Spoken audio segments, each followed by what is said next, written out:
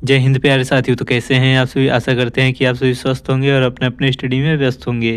प्यारे साथियों, आज की इस वीडियो में हम यूपी होमगार्ड भर्ती 2025 के जीके का प्रैक्टिस सेट 27 लेकर उपस्थित हुए हैं।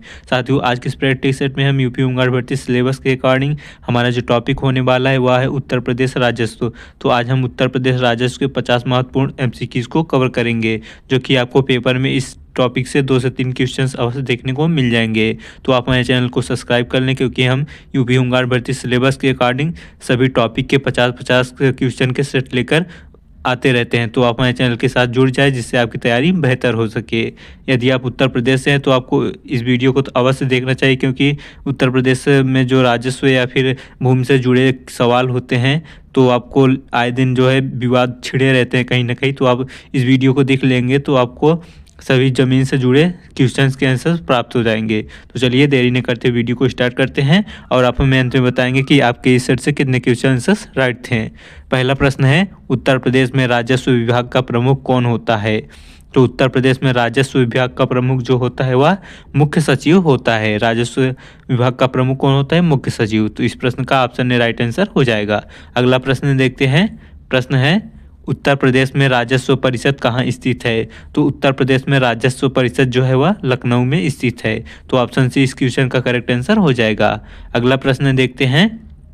जिले में राजस्व प्रशासन का प्रमुख कौन होता है? तो जिले में राजस्व प्रशासन का प्रमुख जो होता है वह जिला अधिकारी होता है। तो ऑप्शन सी इस क्वेश्चन का करेक्ट आंसर हो जाएगा। अगला प्रश्न देखते हैं। प्रश्न है, तहसील स्तर पर राजस्व कार्यों का प्रमुख कौन होता है? तो तहसील स्तर पर राजस्व कार्यों का प्रमुख जो होता है वह तहसीलदार होता है। तो ऑप्शन बी इस क्वेश्चन का करेक्ट आंसर हो जाएगा। चलिए अगला प्रश्न देखते हैं। प्रश्न है, उत्तर प्रदेश में भूमि अभिलेखों का संधारण किसके द्वारा किया जाता है? तो उत्तर प्रदेश में जो भूमि अभिलेखों का संधारण है वह पटवारी, जिसे लेखपाल कहते हैं, उसके द्वारा भूमि अभिलेखों का संधारण किया जाता है। तो ऑप्शन बी इस क्वेश्चन का करेक्ट आंसर हो जाएगा। अगला प्रश्न देखते हैं। प्रश्न है, खतौनी किससे संबंधित है? तो खतौनी जो होती है किससे संबंधित होती है? तो ऑप्शन को देखते हैं क्या क्या है। कर संग्रह से, टैक्स संग्रह से होती है, या फिर भूमि अभिलेख से, या फसल उत्पादन से, या जनगणना से। तो खतौनी का संबंध जो होता है वह भूमि अभिलेखों से होता है। तो खतौनी में क्या क्या दर्ज होते हैं? भूमि की लंबाई चौड़ाई किसके नाम से है? तो खतौनी के अंतर्गत भूमि से जुड़े कागजात जुड़े होते हैं। तो ऑप्शन बी इस क्वेश्चन का करेक्ट आंसर हो जाएगा। अगला प्रश्न देखते हैं। प्रश्न है, राजस्व ग्राम के मामलों में देखने वाला अधिकारी कौन होता है? तो राजस्व ग्राम के मामले को देखने वाला अधिकारी जो होता है वह लेखपाल होता है। पटवारी जो होता है वह राजस्व ग्राम के मामले को देखता है। तो ऑप्शन बी इस क्वेश्चन का करेक्ट आंसर हो जाएगा। अगला प्रश्न देखते हैं।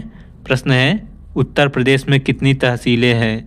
तो उत्तर प्रदेश में पूरा 351 तहसीलें उत्तर प्रदेश में स्थित हैं।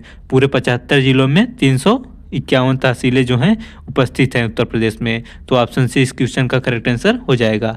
अगला प्रश्न देखते हैं।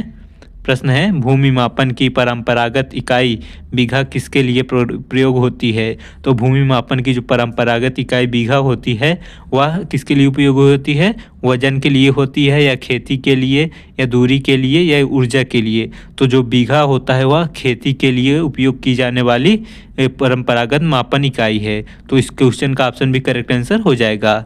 चलिए अगला प्रश्न देखते हैं। प्रश्न है, किसी अधिकारी द्वारा फर्द भूमि से संबंधित प्रमाण, फर्द का मतलब क्या होता है? भूमि से संबंधित प्रमाण दी जाती है। तो किस अधिकारी द्वारा जो है फर्द दी जाती है, या फिर भूमि से संबंधित प्रमाण जो है वह लेखपाल के द्वारा भूमि से संबंधित प्रमाण को दिया जाता है। तो ऑप्शन सी इस क्वेश्चन का करेक्ट आंसर हो जाएगा। अगला प्रश्न देखते हैं। प्रश्न है, उत्तर प्रदेश में स्टाम्प शुल्क का संग्रह कौन करता है? तो उत्तर प्रदेश में जो स्टाम्प शुल्क का संग्रह करता है वह राजस्व विभाग द्वारा इसका शुल्क का संग्रह किया जाता है। तो ऑप्शन बी इस क्वेश्चन का करेक्ट आंसर हो जाएगा। अगला प्रश्न देखते हैं। प्रश्न है, किसकी देखरेख में ज़मीन का रजिस्ट्रेशन होता है? तो इसका सही उत्तर हो जाएगा जो है रजिस्ट्रार, या फिर जिसे हम पंजीयक कहते हैं, रजिस्ट्रार जो है उसके देखरेख में ज़मीन का रजिस्ट्रेशन होता है। तो इस क्वेश्चन का ऑप्शन ए करेक्ट आंसर हो जाएगा। अगला प्रश्न देखते हैं। प्रश्न है, भूमि विवादों का निपटारा किस अदालत में होता है? तो जो भूमि से संबंधित विवाद होते हैं उनका निपटारा जो होता है वह दीवानी न्यायालय, जो तहसील स्तर पर न्यायालय होती हैं, तो उनमें भूमि से संबंधित विवादों का निपटारा किया जाता है। किसमें? दीवानी न्यायालय या फिर तहसील न्यायालय के अंतर्गत जो भी न्यायालय आते हैं उनमें जो है भूमि से संबंधित निपटारा किया जाता है। तो इस क्वेश्चन का ऑप्शन भी करेक्ट आंसर हो जाएगा। चलिए अगला प्रश्न देखते हैं। प्रश्न है, जिलाधिकारी को और किस नाम से जाना जाता है? तो जिलाधिकारी जो होता है और उसको जो है कलेक्टर के नाम से भी जाना जाता है। तो ऑप्शन सी इस क्वेश्चन का करेक्ट आंसर हो जाएगा। चलिए अगला प्रश्न देखते हैं। प्रश्न है, भूमाफिया पर कार्रवाई किस विभाग द्वारा की जाती है? तो भूमि माफियाओं पर कार्रवाई जो होती है वह राजस्व विभाग द्वारा की जाती है। तो इस क्वेश्चन का ऑप्शन भी करेक्ट आंसर हो जाएगा। अगला प्रश्न देखते हैं। प्रश्न है, खसरा संख्या किससे संबंधित है? तो इसका ऑप्शन देख लेते हैं। भवन से संबंधित होता है या भूमि से या जनसंख्या से या कर से? तो खसरा संख्या जो होता है वह भूमि से संबंधित होता है। यदि आप किसी भी साइबर कैफे कहीं भी अगर आप तहसील वगैरह में जाएंगे तो आप अपने घर का या फिर ज़मीन का खतौनी निकलवाएंगे तो उसमें खसरा संख्या लगता है। तो वही जो होता है वह भूमि से खसरा संख्या संबंधित होता है। तो इस क्वेश्चन का ऑप्शन भी करेक्ट आंसर हो जाएगा। अगला प्रश्न देखते हैं। प्रश्न है, कानूनगो किसका पर्यवेक्षक होता है? तो कानूनगो जो होता है वह पटवारियों का पर्यवेक्षक होता है। तो ऑप्शन बी इस क्वेश्चन का करेक्ट आंसर हो जाएगा। अगला प्रश्न देखते हैं। प्रश्न है, जमीन पर किसका मालिकाना अधिकार मान्य होता है? तो इसका ऑप्शन देखना पड़ेगा क्योंकि इसमें किसी व्यक्तिगत का नाम नहीं लिया है कि जमीन पर किसका मालिकाना होता है। तो इसलिए ऑप्शन को देखते हैं। ग्राम पंचायत का होता है या राज्य सरकार का होता है या केंद्र सरकार का होता है या कानूनगो का होता है? तो जमीन पर मालिकाना हक जो होता है वह राज्य सरकार का होता है। तो ऑप्शन बी इस क्वेश्चन का करेक्ट आंसर हो जाएगा। अगला प्रश्न देखते हैं। प्रश्न है, चकबंदी किससे संबंधित होती है या फिर चकबंदी किससे संबंधित है? जो चकबंदी होती है वह कृषि भूमि से संबंधित होती है। तो इस क्वेश्चन का ऑप्शन भी करेक्ट आंसर हो जाएगा। अगला प्रश्न देखते हैं। प्रश्न है, राजस्व विभाग में सबसे निचली इकाई कौन सी है? तो राजस्व विभाग की सबसे निचली इकाई जो होती है वह ग्राम होती है। गांव जो होती है राजस्व विभाग की सबसे निचली इकाई कहलाती है। तो इस क्वेश्चन का ऑप्शन सी करेक्ट आंसर हो जाएगा। अगला प्रश्न देखते हैं। प्रश्न है, उत्तर प्रदेश में मंडल स्तर पर राजस्व प्रशासन का प्रमुख कौन होता है? तो उत्तर प्रदेश में मंडल स्तर पर जो है राजस्व प्रशासन का प्रमुख जो होता है वह मंडला आयुक्त होता है। तो मंडला आयुक्त किसका जो है प्रमुख होता है? वह मंडल स्तर के राजस्व प्रशासन का। तो इस क्वेश्चन का ऑप्शन सी करेक्ट आंसर हो जाएगा। अगला प्रश्न देखते हैं। प्रश्न है, राजस्व विभाग में मर्यादा पत्र किससे संबंधित होता है? तो राजस्व विभाग में जो मर्यादा पत्र लिखा जाता है वह भूमि सीमांकन से संबंधित होता है। तो भूमि सीमांकन कराने के लिए हमें मर्यादा पत्र लिखना पड़ता है। तो ऑप्शन बी इस क्वेश्चन का करेक्ट आंसर हो जाएगा। अगला प्रश्न देखते हैं।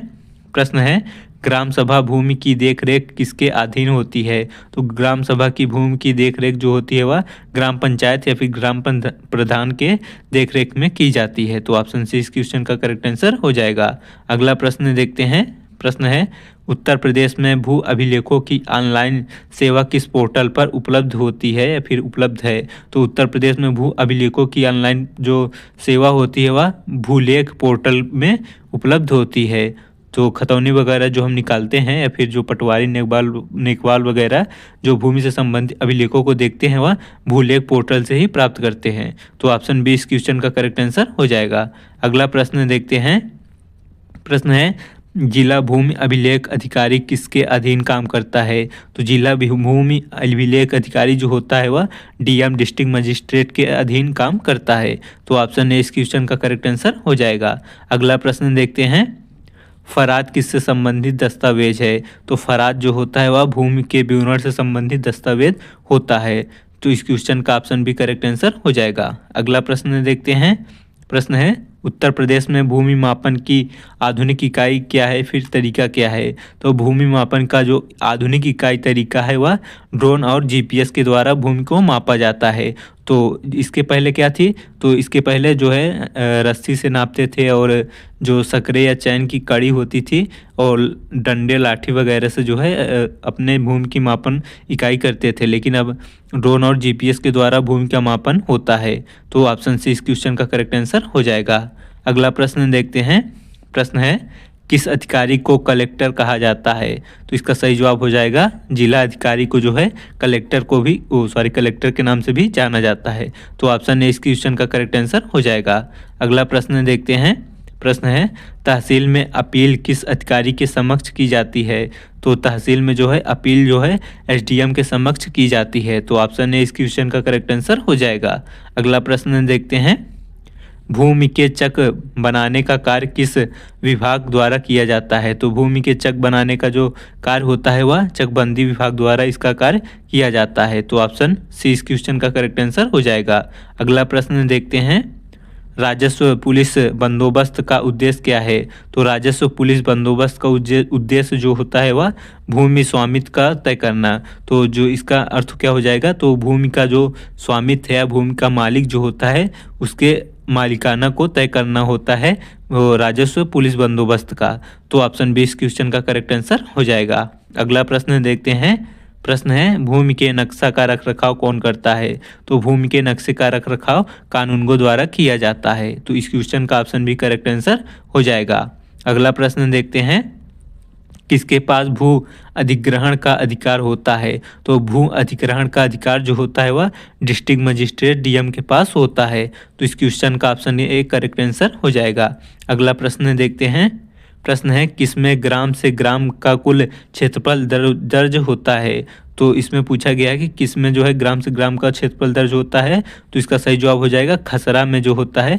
जिस प्रकार खतौनी होती है उसी प्रकार एक खसरा डॉक्यूमेंट होता है जिसमें ग्राम का ग्राम कुल क्षेत्रफल जुड़ा हुआ होता है, उसी में दर्ज किया जाता है ग्राम से ग्राम का कुल क्षेत्रफल।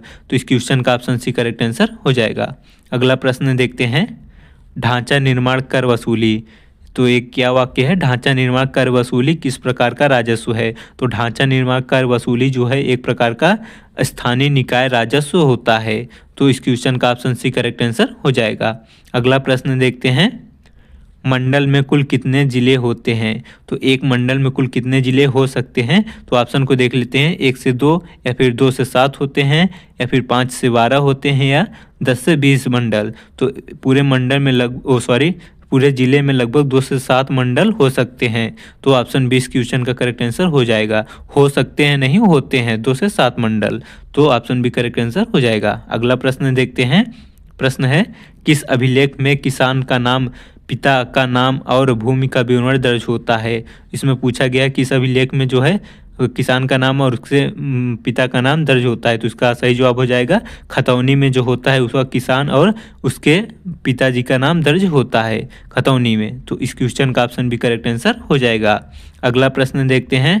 प्रश्न है राजस्व विभाग का सबसे निचला अधिकारी कौन होता है? तो राजस्व विभाग का सबसे निचला अधिकारी लेखपाल होता है। तो इस क्वेश्चन का ऑप्शन भी करेक्ट आंसर हो जाएगा।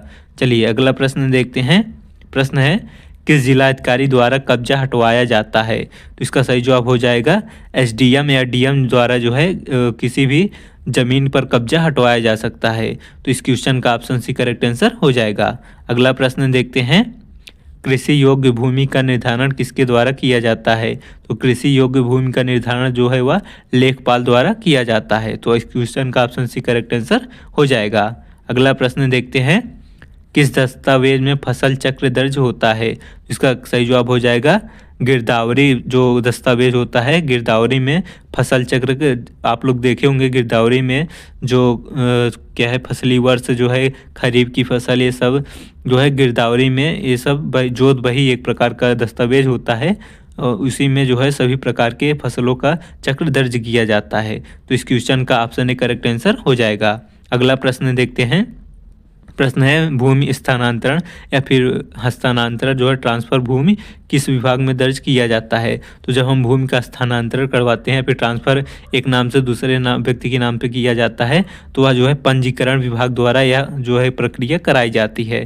तो इस क्वेश्चन का ऑप्शन सी करेक्ट आंसर हो जाएगा। अगला प्रश्न देखते हैं। प्रश्न है धारा 144 किस अधिकारी द्वारा लगाई जाती है?